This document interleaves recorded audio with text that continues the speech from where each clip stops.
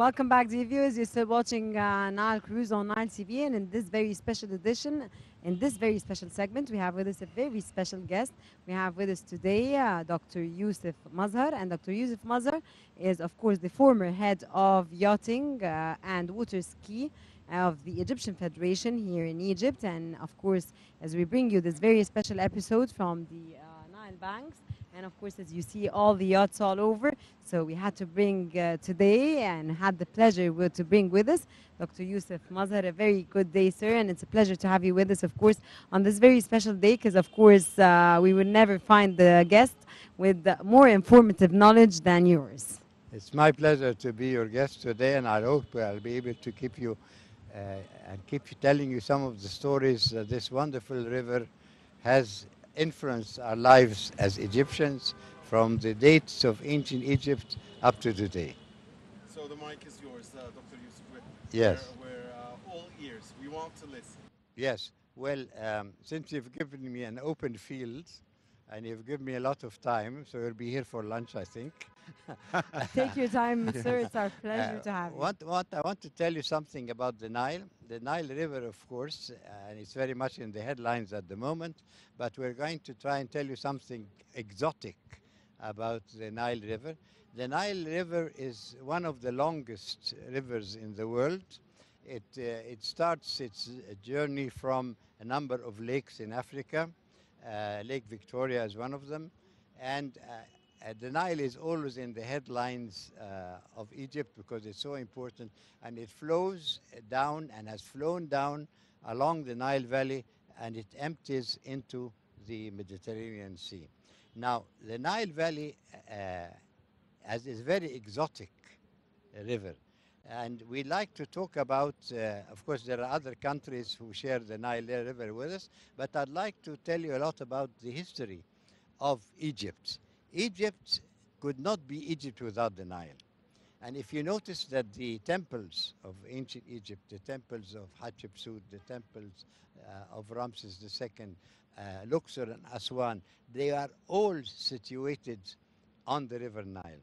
And the ancient Egyptian knew a lot about astronomy. So he knew where the north was, the south. He knew also, or he believed, that life was on the east bank of the Nile, and then when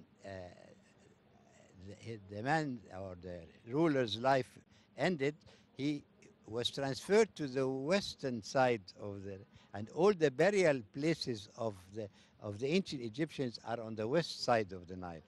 All the the beautiful temples, Hatshepsut and all, are on the west side. And the ancient Egyptian believed that transferring the body of the important person and burying it on this side, they would be traveling down in the dark and coming up in a new life for the eternal life that they believed in at that time.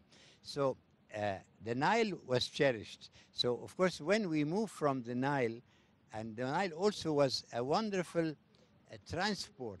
All these beautiful obelisks.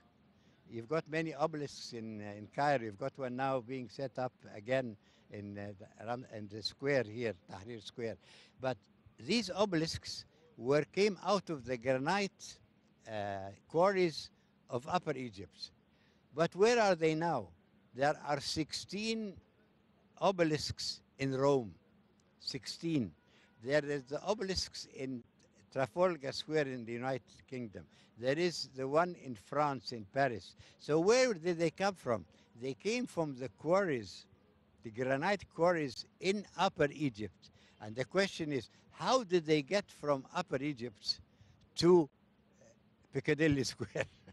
And how did they get to France, Paris? Well, they were hewn out of rock. Aswan is full of this beautiful granite, and they were hewn out, and then they cut them out so sharply and so exactly, and they transferred them onto Nile ships. Now, to transfer a piece of granite which is 20 meters high and weighing 90 tons on a ship 5,000 years ago means you had to know a lot about ships.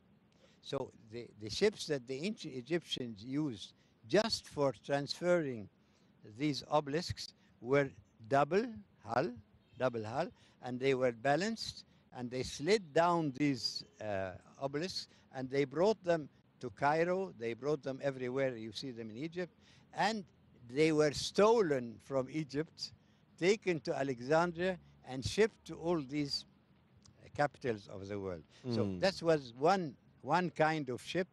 We're trying to talk about ships that sail the Nile. That was the carriers of heavy equipment. Now trade was going up and down.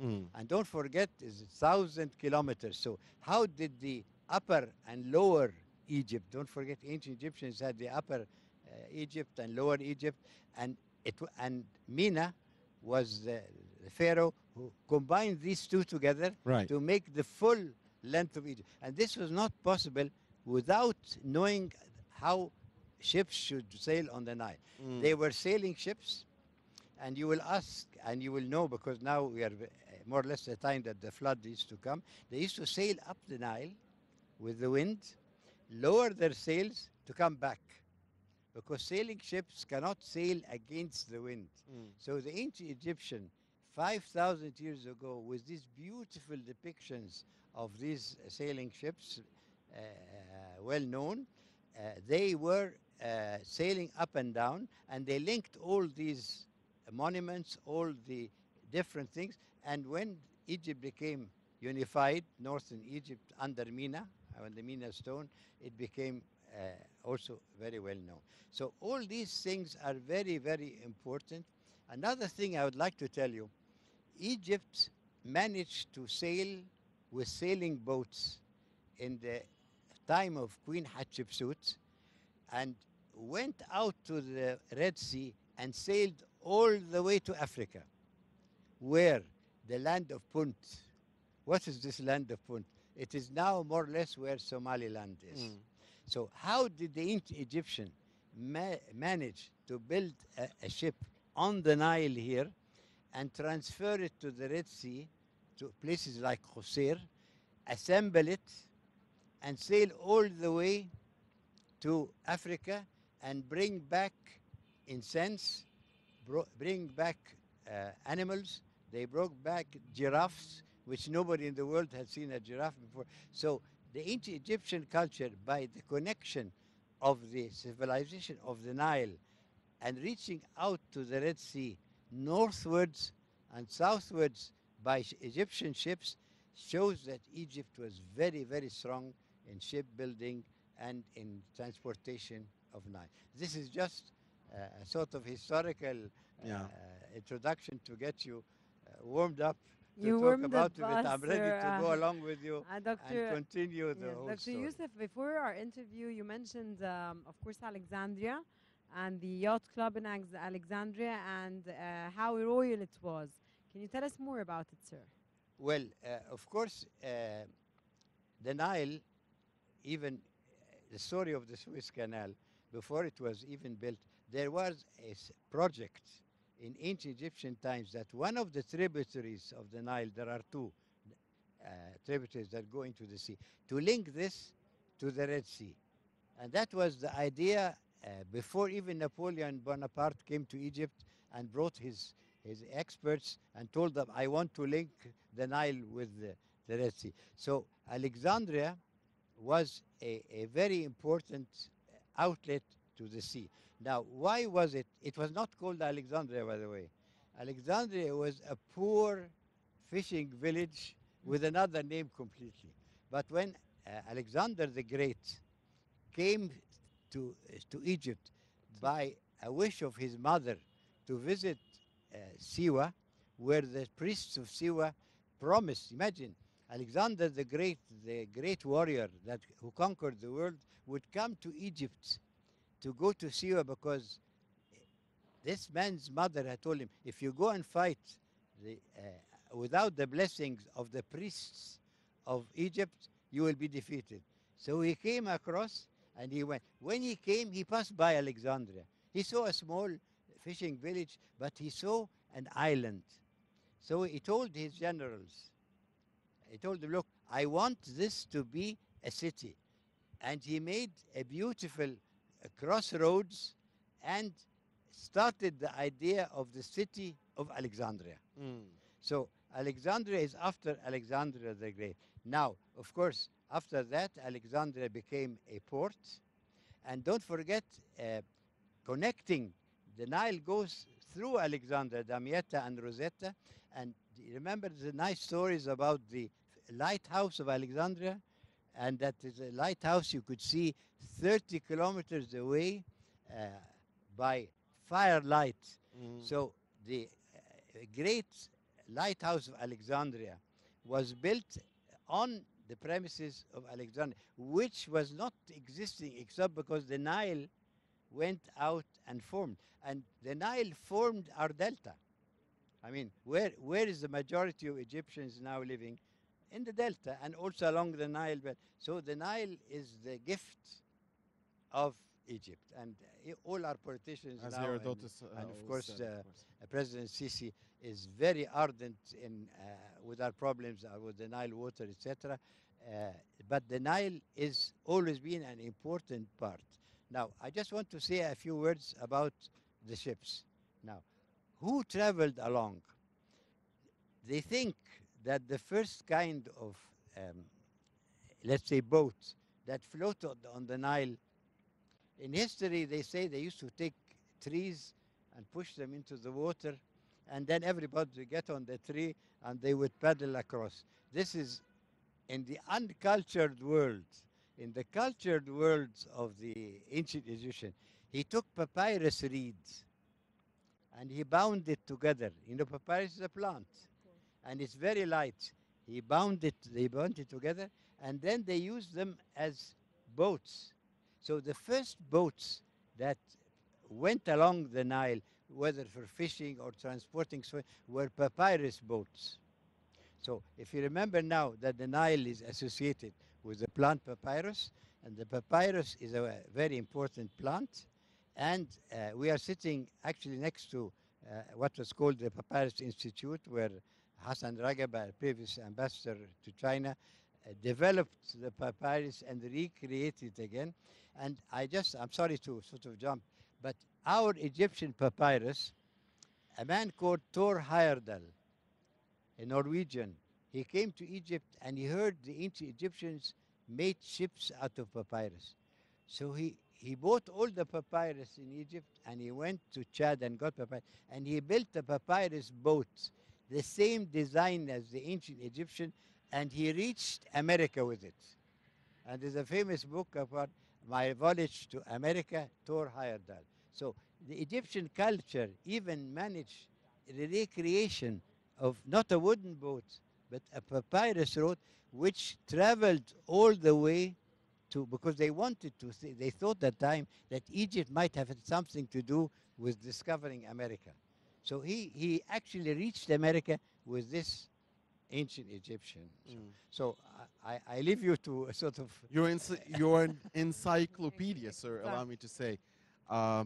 Let me ask you about yachting in Egypt at the moment. Yes. And you headed the Yachting Federation here in Egypt and the Water Ski Federation as well. So in your view, do we have enough athletes practicing this beautiful sport? What does this sport give us? How would you encourage youngsters, boys and girls, to embark on such a sport? And what's the spirit or the philosophy behind yachting? Yes, all right.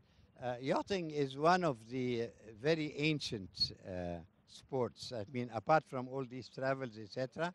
But the idea of boats racing against each other came also a very nice story. Tea came from India, and Yes. they had to bring the tea from India, and the British, of course, were the ones who sort of took the tea and made this whole format. So there was always a race between the clippers. Clippers are very fast boats who went to India to take all there was only Indian tea and Ceylon tea, to take all this tea.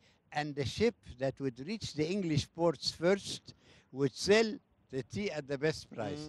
So the idea of sailing ships racing against each other or competing came with the tea trade. So from then, it became the whole history of ships in the world. There was no It's steam. amazing how tea changed the world, really. Yes, it Yeah, it's amazing. and Every time you discover a new story about tea, Rana. yeah, tea Yeah. is an amazing thing, and Yeah. here it helped the development of yachting or racing along. So after that came a very interesting thing that there was a very big competition between England and America. So the British said, well, we are the seamen of the world. We had Lord Nelson, etc., etc., and now we are the kings of the sea, and we have Nelson and all the battles, etc. So they made a race, and they said, we have a ship, and it is in England, and we are kings of the sea. If you want this cup, it's called the America Cup, you must build a ship anywhere and sail it to England and race against our own ship. And if you beat us, we will come next year and sail in you. So the British kept it there for years and years till the Americans developed with the new technology, developed a very fast yacht and beat the British and took the cup and put it in the American Yacht Club in New York. And this is the America's Cup we The hear about? America's Cup that Yeah, you, the famous America's yeah, Cup that the that's the whole famous world follows? Yes. Yeah. So the Wow. America's Cup. So this is, let's say, the fundamentals of racing. Why people wanted to go faster, why they wanted to beat others. Now, in modern history, the Olympic Games, of course, started with the things that you know about ancient Greece and all the Olympic Yeah. Games. But so soon afterwards, they realized that there was also competition rowing and could possibly sailing. So the Olympic Games agreed to introduce sailing as a Olympic sport. Now, how did they do it? They could not do it as a, let's say, 100 meters, 200 meters. They did it by kind of boat. So they started boats called Staruka class. That means a class of boats which are all the same, and people competed, and they started the Olympic Games. So the Olympic Games started before the World War I and became Olympic. The Olympic sport became that of yachting. Now, we'll stop a bit. So, sailing or yachting, they use the word sailing because people think yachting is like Onassis. That you must have a boat like Onassis to be a yachtsman. No, sailing boats, if you look at this beautiful marina here, you'll find lots of boats. Most of them are now, unfortunately, motorboats, but there are many with masts. So these are sailing boats. And there are three classes in this club. One is called the Nile class. One is called the Optimist class for little boys. And there's another classes here. So anyhow, for the Olympic Games, they started to make these Olympics, and Egypt started to participate. Now, always the question will be, why is Egypt always taking care of football and not the individual sports? Now, of course, there are tennis players, Egyptian, who are very famous. Squash, yeah, of course. Yeah, The problem with sailing in football, it's a man and a ball, and it's a team. In yachting, you have to have a man. You have to have, and he knows how to make his sailing boat go very fast. He has to know the environment, where is the wind coming from. He has to know where the currents are coming from. He has to know tactics. Shall I come this way or that way? He has to know how to tune a boat. Doctor, how can yachting contribute to tourism in Egypt? Well, Egypt now is very well organized. I was only part of the Egyptian setup when the Olympic class was Olympic Games, and we started to participate. And there are things less Mediterranean games. So there are yacht clubs now in Luxor, Aswan, Ismailia, Port Said. Cairo has got one yacht club in Maadi, has got this club, Yes. which is the Cairo Yacht Club, has got other clubs all along there. So all these clubs are under a federation. This federation has its headquarters here, also on the Nile here, and they race, all these yacht clubs race for races of the same class, the same kind of boat, and there's a championship of Egypt for all the kinds of boats. So this is the form, and the chairman of this club here is a very active person, and he's starting also very young people to start. So they are practicing, they are winning against other clubs, and they race in the races of the federation, which will then have about 8 to 10 boats from different, and they will be against the Arab Federation and then the African Federation, like football, like anything else. So this is the setup. In answer to your question, what is Egypt doing, or where do we stand in the only difference is that yachting or sailing is complicated. It's not only the person, it's the tactics, And it's, it's the it's knowledge of expensive the as well, field. sir. Yes. It's expensive as well. No. This is the only thing I'll tell you, the only know about it, because people shy away because they think yachting is something you have to be very rich. But this club has got many sailing boats which are available for hiring, or not even for hiring, for You mean training, renting? free of charge, Me? charge to sail. But if you're a member in the club. Of course. Yeah. I mean, or for competitions, when there are competitions between different, they can use. But this, so you don't need to be a millionaire. You don't even need to own. But you need to be athletic. You need to be You need to be wanting determined. Yeah. to love being on the Nile or You need on to wake up water. early. And Yeah. you can wake. Could be also, it's an advantage. Yeah. Okay, sir. Nowadays, as we talk, we have many marinas here in Egypt. Yes. We have in Gona, of course. Yes. We have one in Correct. the north coast. We have two, to my knowledge, in the north coast Yes. now. So marinas with yachts are becoming very in nowadays, Correct. and with amazing yachts, of course. Yes. So your comments, sir, on this? Well, of course, you hit the nail on the head, as we say. um, Mr. Kafrawi, who was Minister of Housing, a very great man, Of course, he was he was wonderful wonderful person. I love to bring up his name. I was delegated from the Ministry of Industry at that time and yachting to look at how to make the North Coast marinas. And at the beginning, the North Coast is a lee coast. That means it's a coast where the waves break on it. So the North Coast is a coast where the waves break on it. Where they call it a lee coast. So it's not ideal. So they started to try and make little harbors. Alexandria was there. Alexandria was always there. And there was yachting. There were yachting clubs in Alexandria. There were 4 in Alexandria. in Alexandria. And there were 2 in Abu Qir. Mm. The Egyptian Navy have in Abu Qir the Naval Academy, started by Captain Gamal Mukhtar, a very, very important person. And he started the academy. And the academy, the Naval Academy, which is now in Abu Qir and also in the middle of Alexandria, has got a sailing team. And the yacht club in Alexandria has got a very good sailing team. So there are sailing teams in Alexandria.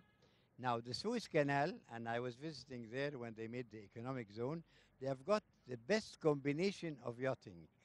They've got a yachting club in Port Said. They've got one in Ismailia, and they've got one in Suez. So there are again 3. Now, to go on, I go to the Red Sea, which you mentioned, which you brought us there. In the Red Sea, starting from Suez, there are 3 yacht clubs. You go to Sokhna, there are 2. And you go down, and then the whole extension under President Sisi of all these beautiful, let's say, areas, all of them have got marinas. Yes. Yes.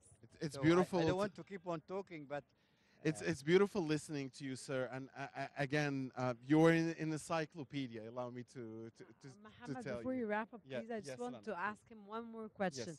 How is going to be the marina in Al Alamein, of course, the new Alamein city at the Nile, at the north coast, going to contribute to the yes, importance of yachts here in Egypt, of course, yes, as this is going to be one of the most important, of course, locations that yes. Egypt is You're going to quite witness. right, of course. Now, you know that Alamein needs a program by itself Yes. because it's one of the most beautiful and influential projects now. Yes. The And new don't forget, Alamein I city have under, been there. of course, under the auspices of President Yes, Abdel Fattah yes. el-Sisi. Now, Alamein is, they left the old Alamein. And don't forget, Alamein is the place where Rommel Rommel was and defeated. yeah, yeah, Yes, of course, and yeah. Montgomery, of course. Yeah. And Montgomery, of course, with the Allies, Mm. they stood in front of each other. And this ended the Second World War because after that, the Germans had to retreat and the Mm. Italians.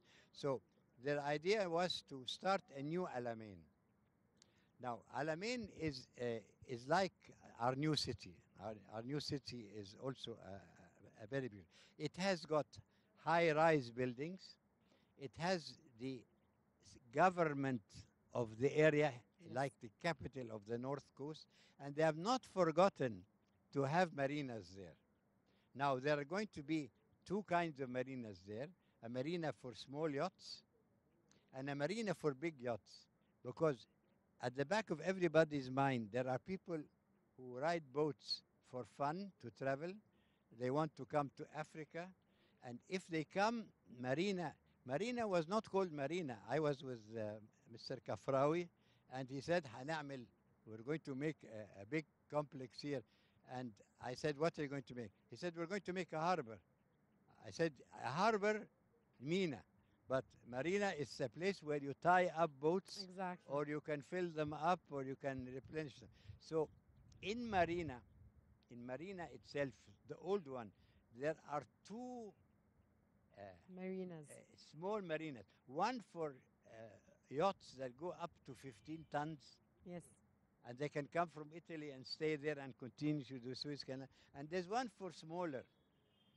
Now in Al Alamein, which is your question, people must go to Alamein. It's a metropolis, really. It's very big, and you will have a road directly through it, Exactly. and it will go all the way to Marsa Matruh. So there are 2 marinas there, and they are offering berths. You know, a berth, a place where you tie up Yes. your ship in marina. So they have not forgotten because there are people who go around the world traveling with their small Of yachts. course. Not necessarily the Onassis we just talk about, but there are people.